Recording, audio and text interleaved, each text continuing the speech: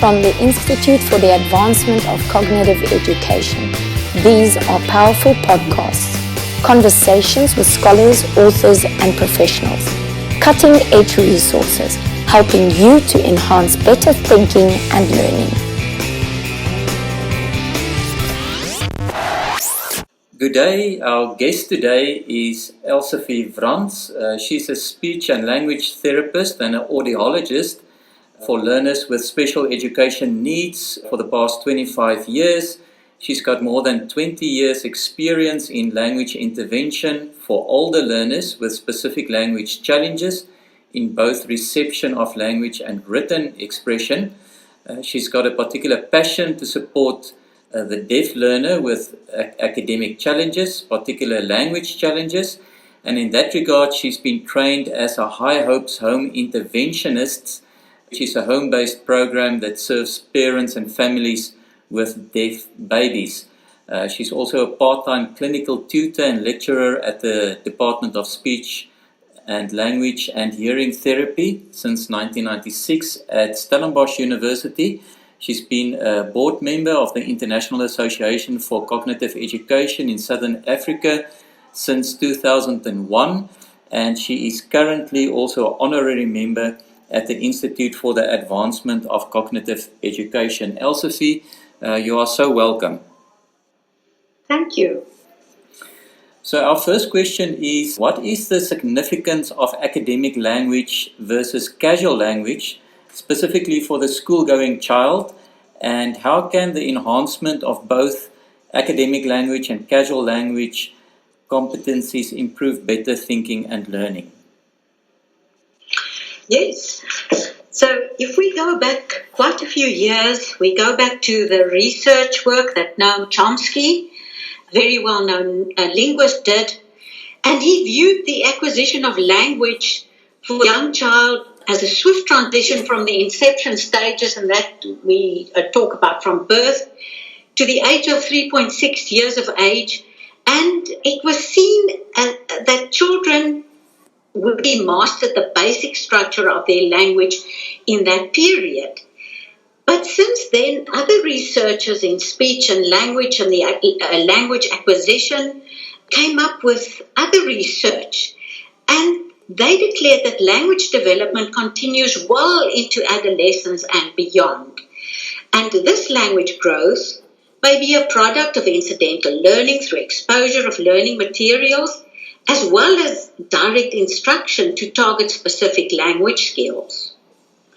So if one looks at the work of Westby, who described also the language of young children, he said that language of the young child is actually a journey. So in the preschool years, the children learn to talk, and as they move into school, they talk to learn. Gradually, the notion of different language abilities required within the school system became a popular theme.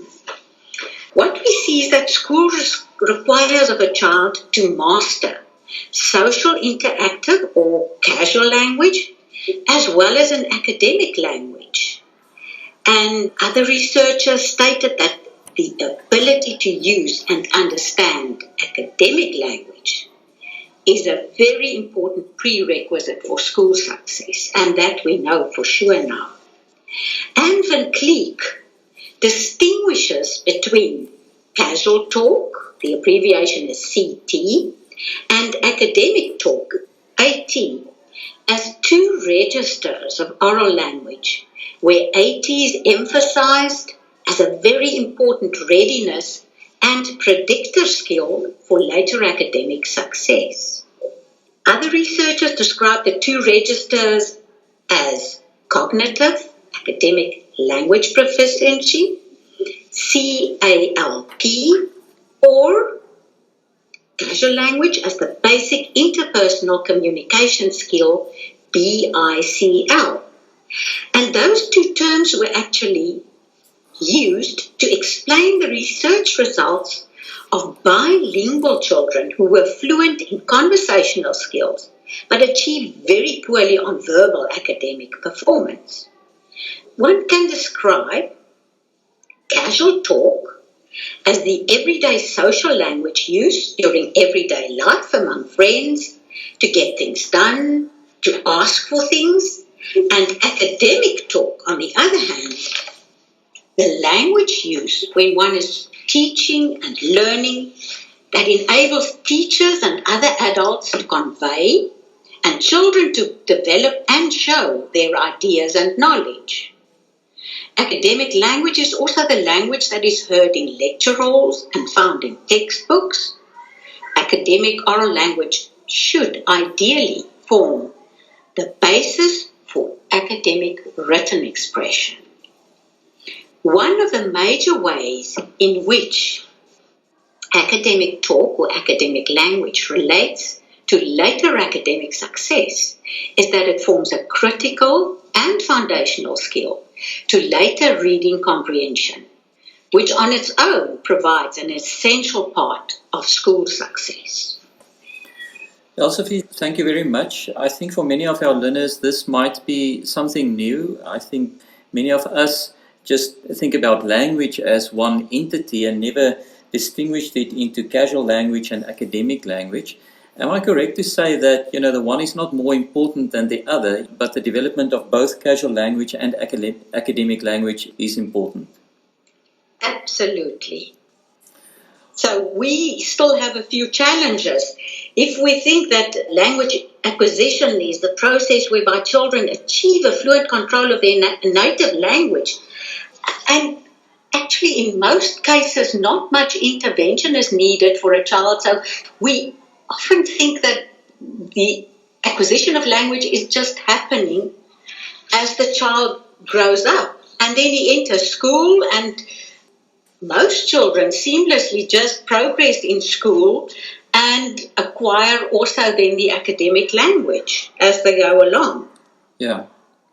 And I think what's so important, I'm someone that works in Feuerstein's theory on mediated learning, and one of the cognitive functions that he really emphasizes is the ability to have verbal tools in order to foster good cognition, but also to give expression, on good elaborative cognitive processes.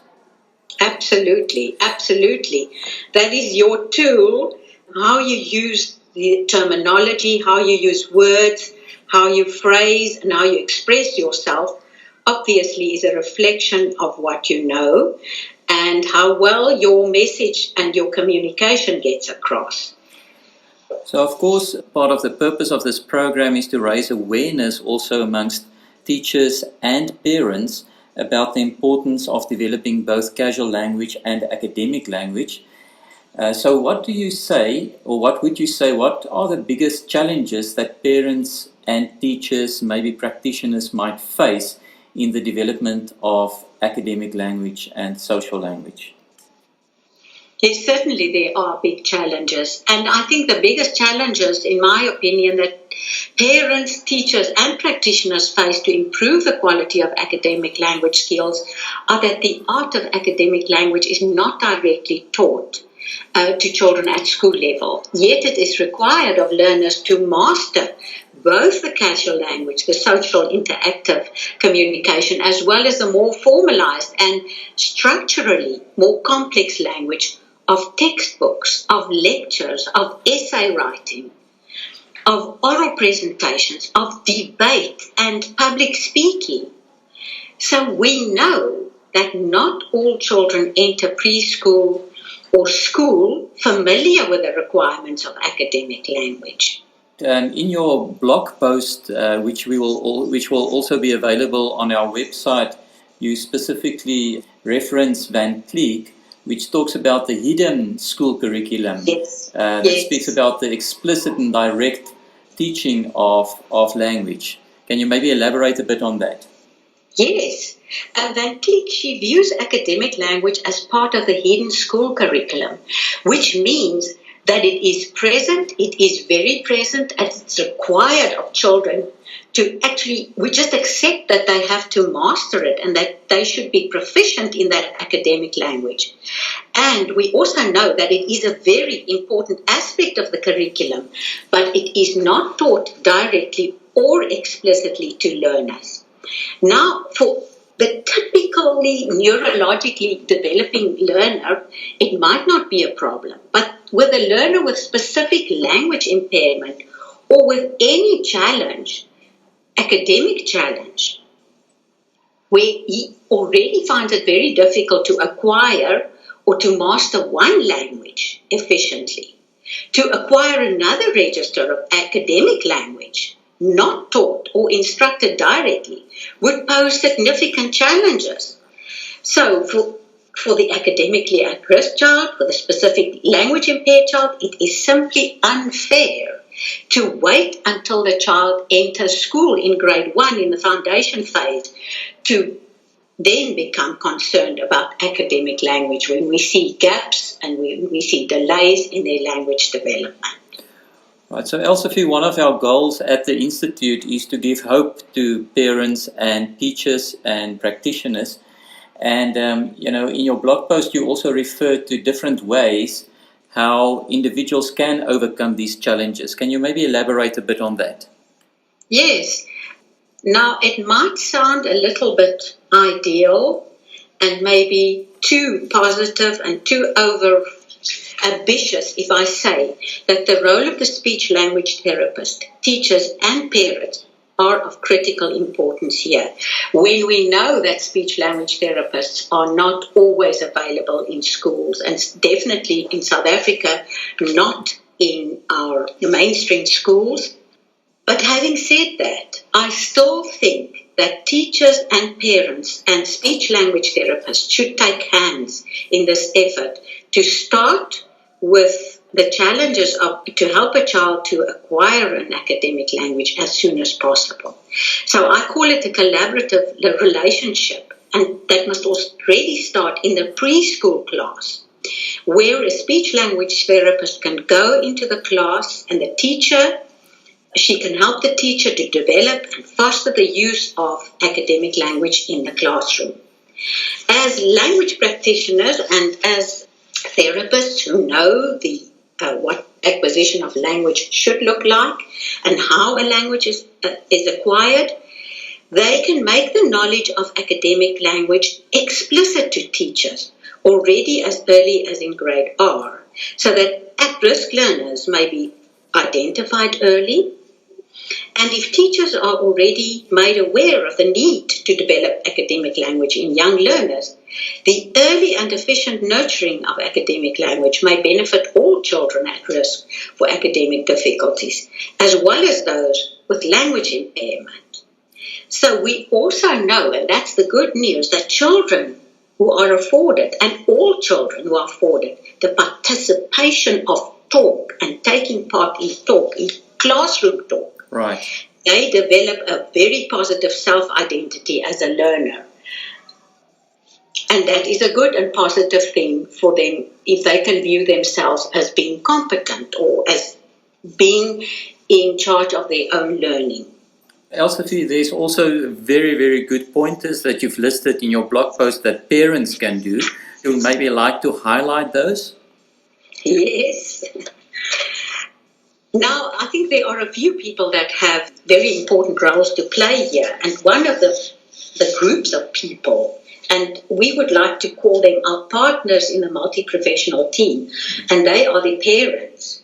Now, parents can engage their children in talking. They can concentrate on the explanation of how and what they are thinking about. Parents can choose the subjects that are known to the child, but they can also venture away from the known subjects to more unknown subjects to stimulate the thinking and the interest of the child. We all know that when young children are interacting with their parents, a mother will often say, "What is that? Who is that?" That is very important in the development of a young child's language. But also venture away from the what and who questions into more open-ended questions, where you actually require of the child more creativity to think about how he can answer the questions, and where you actually push him a little bit and force him a little bit to higher level thinking, and where with the support of the parent, the child's thinking processes are scaffolded or supported by by providing new and novel ideas. Right. Of course, the one thing that is very, very important is to read to your child. Yes. Where a parent must have discussions about the topic of the book and the characters and most importantly, the world issues that are discussed in the books. Elsefie, I cannot emphasize enough the importance of reading, and I think that's an extremely important point that you've raised. But not only reading, also conversations about what has been read. And, while you were talking, I was just thinking about Project Zero at the Harvard Graduate School of Education. They've got this project on making thinking visible. And one of the suggestions that they have, very simply asking 3 questions. If you go on an outing to a museum or maybe after you've read a book, they merely ask the children, what have you seen or what have you heard?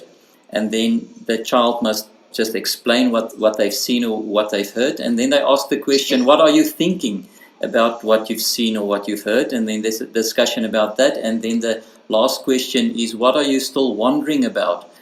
Sort of just to stimulate the imagination of the child. And I found that those 3 questions are very helpful to engage children around specific topics of interest and to stimulate the conversation. Absolutely, and especially nowadays, when we have parent evenings and when we exchange information with parents, often parents say, I don't have time to spend with my child. Make time to spend, even if it's 10 minutes, to share a book with your child. There is nothing that can take the place of that. And as you so rightly said, yes, ask the what did you see, but ask the child to verbalize what he thinks about what he saw. And that's how you spark the creativity. That's how you get him and help him with new vocabulary to be able to express what he thinks about what he saw in the museum or wherever he went that day. Absolutely fabulous ideas. And I think just lastly, maybe for parents with small children, I think it's important not to engage with baby talk, but to maintain a well-structured language, a high level of language, so that the children can grow and develop into that. Absolutely. Use the vocabulary that is appropriate for the child, and if it's a new word that you think that the child does not know yet, explain it, interpret it for the child. Explain it in many different ways, in many different kinds of vocabulary. But certainly, as you said, not baby talk, use appropriate vocabulary and also the right sentence construction, this right syntax and word order, not baby word order. Right. Elsefie, what are the most important signs that will indicate to parents, teachers and practitioners that academic language is intact? Yes, that is a very good question. We must know what a child's language or a learner's language look like when he has academic language. We will see that this learner will talk more. And not only will he talk more, he will have more complex use of oral language. In other words, more complex sentences. And to match that, he will have also more complex written expression. In other words, his writing of what he knows will also reflect his good oral language. He will have longer sentences. His vocabulary will be more complex. And he will also have longer mean length of utterances when he speaks. There will be more use of passive form. That is the kind of, it's active or passive form of language. But usually we find that in academic language and in textbooks, more passives are used than actives. You will also find that those learners will have more discussion and understanding of complex concepts. They will be able to understand more decontextualized language, more metaphoric language, idiomatic language, and they will be able to infer more facts from what is written or what is said by somebody else in a lecture than the person with not such a good academic language. We will also find that these learners will have a meta-language. In other words, they are able to talk about what they know about a language. They will be able to explain language concepts, and they will use the vocabulary to match that. They will use precise terms. They will use more subject-specific terminology and concepts that they've learned in specific subjects. They will also be able to describe their own thinking processes more easily, and they will use the thinking language to match that. They will also be able to answer open-ended questions much easier, and that is why I said stimulate them by asking more open-ended questions. What do you think? What do you suggest? If you have an idea, what would your idea be? If you could plan this, what would your plan look like? Those kind of questions. And of course, these learners with good academic language would also be able to elaborate more on a variety of topics and also unprepared talk when they're given any topic. So we see that they have really, the learners with a real good academic language, they don't struggle to read academic textbooks, and they don't struggle to understand what is written there, and they can also then easily produce work that's of a very high quality regarding their written expression of their knowledge. Elsefie, so I think many of listeners might be in a situation where their children or children that they know go to school or receive instruction in a language that is not their mother tongue. And of course, that might be a concern for them. Would you have some suggestions or recommendations to them? Yes, I think it's not an easy answer, because not learning in the language that is your mother tongue may not be an obstacle for many learners. But for the child who has any potential for a specific language impairment, it can really be a problem.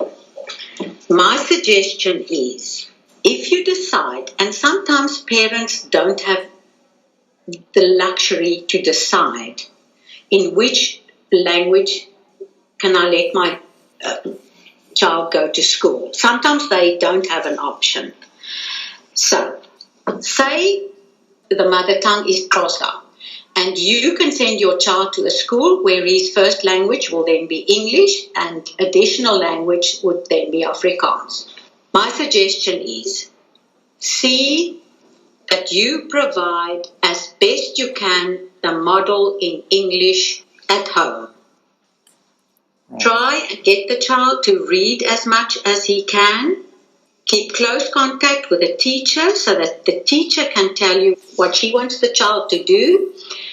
Do your homework, I want to almost say religiously. And if you really see that the child is struggling, then get help from the education department. There are district departments who can put you into contact with a speech-language therapist that can give parent support. My advice to parents would be, make sure that you provide the best model for the language in which your child learns at school, the best model that you can at home, and encourage reading so that it is a pleasurable activity. Not only reading alone, but reading with the child. A child is never too old to share a book and to share the information of a book. So that would be my advice to a parent. Thank you, Elsefie. I think that's wonderful advice. Thank you so much for your preparation. Thank you for your generous sharing of your knowledge and your experience over more than 25 years. I think this is going to be extremely helpful to many of our listeners. And from our side, just thank you so very much. Thank you very much. Pleasure.